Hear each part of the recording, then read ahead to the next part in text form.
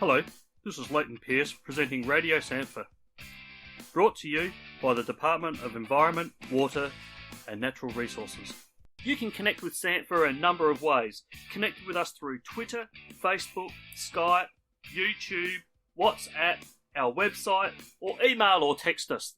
Welcome to Radio Sampfer. We have Tom Robertson back with us today. On the last time that we spoke with Tom, he touched on his diverse crop rotations, and we wanted to expand on that a little bit further. Welcome to the show, Tom. Brilliant. Thank you very much, Leighton. You did mention about cover cropping, and I've seen it called many different titles at the moment: summer cropping, cover cropping, and mixed multi-species cropping. Can you tell us what you're doing on your farm in terms of this process? Well, we're doing a little bit of everything. We just want to try as much as everything, and it's not on big acres. You know, when we're talking about our cover crops or summer covers, look, it's not on huge acres. We just want to try some different things and get the look of it. So I'll start with summer covers. We've been playing around with summer covers for quite a while.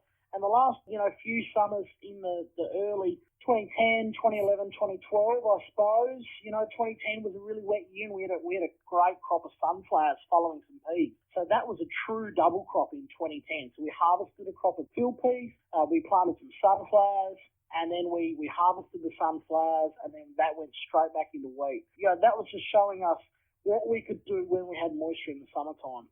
And then since then, we've had some pretty ordinary summers. But we've always been trying to do some summer covers.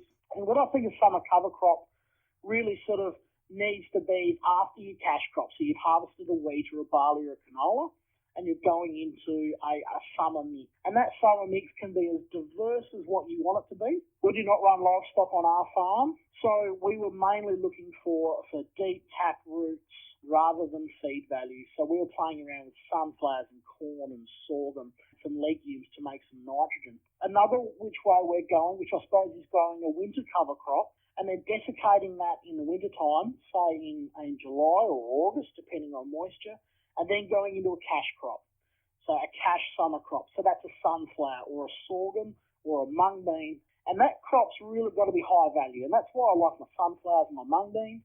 You don't need to grow a lot of them to make some reasonable money. Then we've also got, another diverse crop rotation is what we're playing with this year, 2016, and we've got some canola and we've got some field peas as a companion crop, and they're going to be harvested together. I've got one paddock where we've taken out the peas, so the peas got to about 6 node stage, and we've taken them out just to try and make a little bit of nitrogen.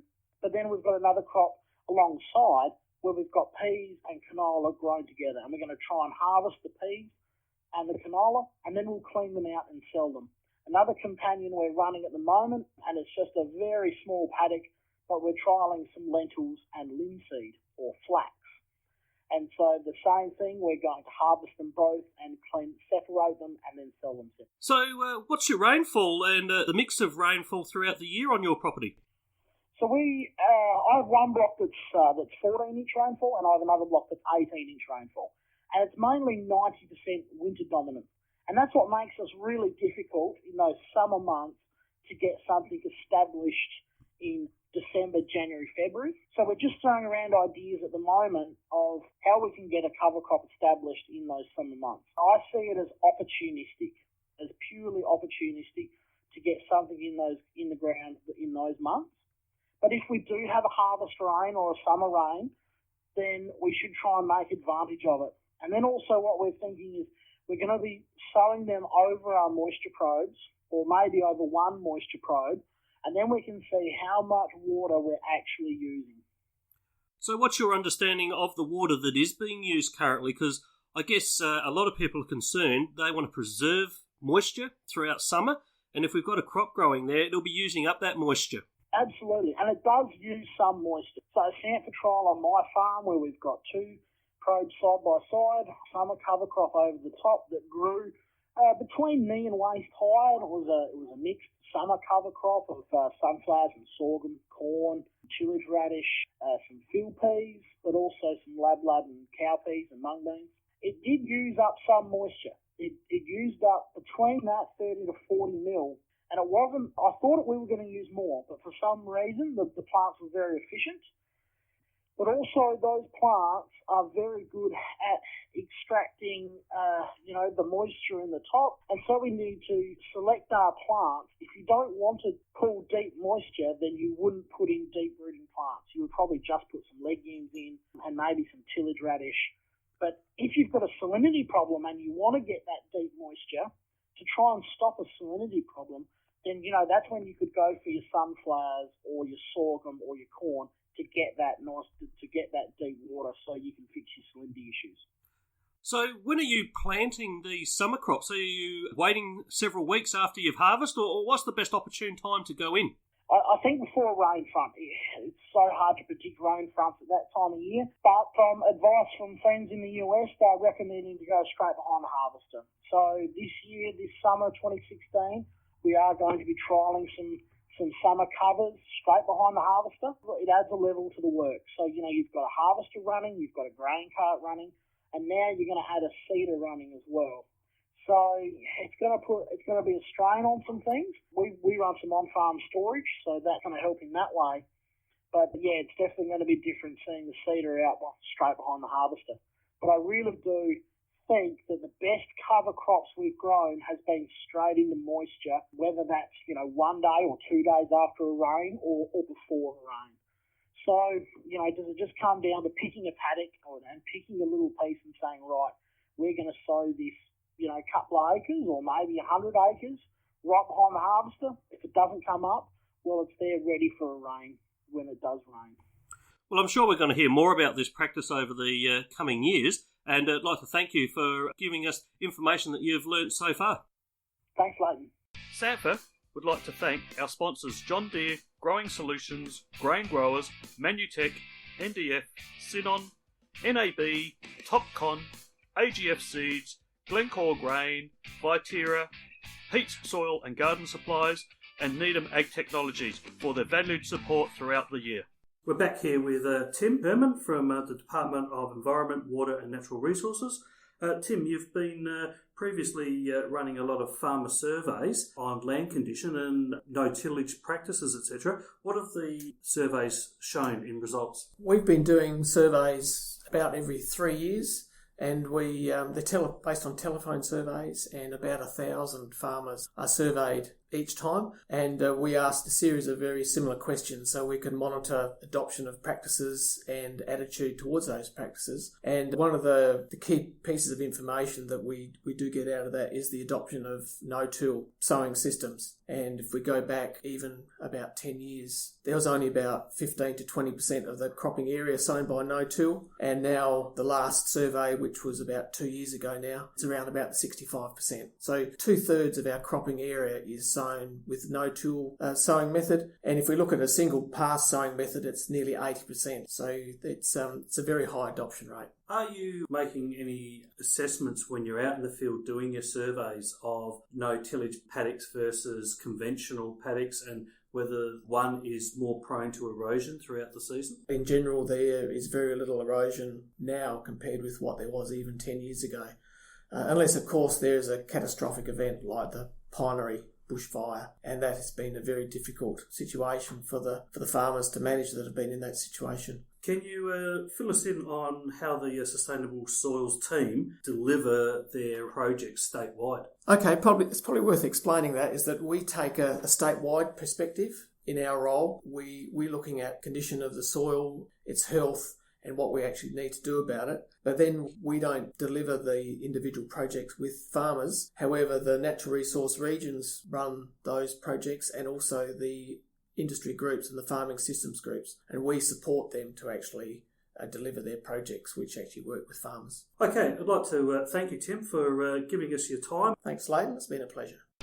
If your business would like to consider sponsoring Sanfa, contact our staff to work with you to develop a package that will result in a win-win-win situation for your business, for Sanfa, and Sanfa's members. Contact us at admin@sanfa.com.au. Sanfa have a range of sponsorship packages available. We'll have one that suits your business. All sponsors gain entry to our annual conference, a booth at the annual conference, an advert in the quarterly magazine The Cutting Edge, entry to crop walks, and promotion through Sanfa Radio. Okay, welcome to Radio Sanford, and today's guest is David Evans from Grain Growers. Welcome, David.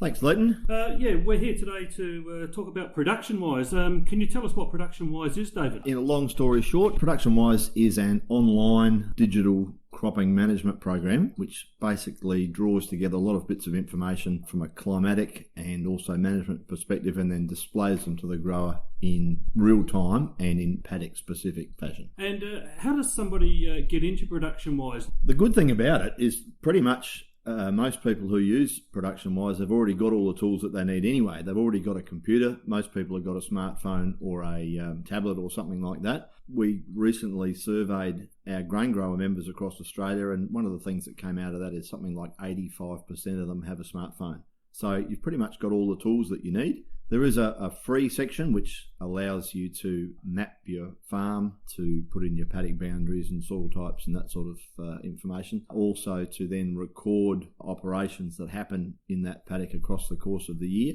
and to report on all of that. So that part of it's free. You can just log on to the website and set yourself up with an account and start. And then there's another section which incorporates a lot of decision-making tools such as Ep003, the crop simulation model, also draws on a lot of climatic data specific to your property and then gives you a paddock gross margin report, that sort of financial information, and that's available by subscription. So let's say we're out in the paddock and we're adding an entry into Production Wise in our smartphone. Do we have to re-enter that into our computer? Absolutely not. That's the whole point of it, that you just need to do it once. And so the whole point of it is that data entry is kept to a minimum. You do it once and then it's stored on the cloud remotely, and multiple people from your business can have access to it simultaneously. What about spray records? Can you keep spray records with Production Wise? Yeah, absolutely. Keeping of spray records is becoming an increasingly important part of most farmers' businesses, and with Production Wise you can do all that electronically, and you've then got a record of what happened for each spraying operation in terms of what chemical or chemicals, at what rate, at what time, who was operating the equipment, what the weather conditions were, and all of that sort of stuff. And how does Production Wise integrate with your agronomist and his recommendations? Okay, Production Wise gives the farmer the ability to connect with his or her agronomist via the program. So basically it gives them the ability to look at what's going on in the farmer's program as though they were them, if that makes sense. Importantly to stress, I guess, with issues about data security, Grain Growers' policy is very clear in that the data collected on Production Wise belongs to the farmer always, full stop, and so we won't ever share it or sell it or hire it or show it to anyone except with the farmer's permission, which gets you around the issue of being able to share it with your agronomist or pretty much anyone else. Yeah, so agronomists can make recommendations, send them to the farmer. They'll appear in the farmer's paddock book as a to-do job. Once they're done, then the agronomist can also see that that's happened. So it's good risk management, I think, for both parties to have a record of just exactly who said what and when and where. Is there any future of it being intuitive and helping farmers make decisions, or is it more or less a record keeping? Oh no, like it's intuitive now in terms of decision making. I think that's one of the most powerful things about it. Once you get enough information in it on a per paddock basis, that you can use it to do a lot of what if type calculations. So, for example, I know growers who use it now for making nitrogen application decisions.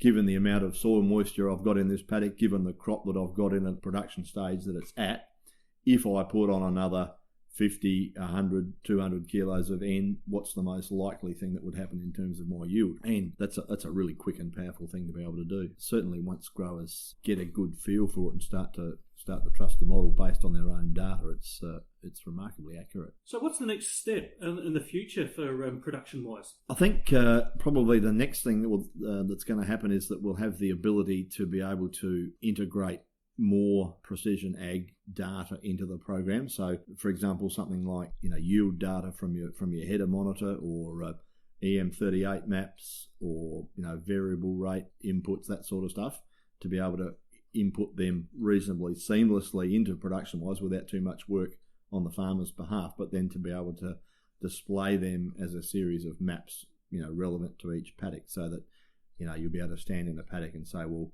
show me a map of last year's yield data, for argument's sake, or something like that. So it's going to be really, really powerful, I think. Yeah. And how does the subscription work with farmers? Yeah, it's a yearly subscription. If you want to have the whole suite of tools and technology, it's a yearly subscription. It's on there's a couple of different price points depending on how many hectares you're actually cropping. And where do growers go for more information on Production Wise? Well, in the first instance, if you can go to the website and log on, that's at www.productionwise.com.au, or they can call me, or else we also run a series of free grower training workshops around Australia. I think this year in South Australia I've run about 15 or so, and they've been really, really popular.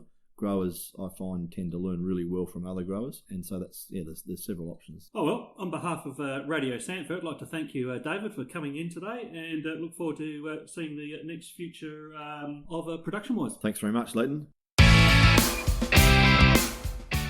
This is the South Australian No-Till Farmers Association Radio Sanford broadcast.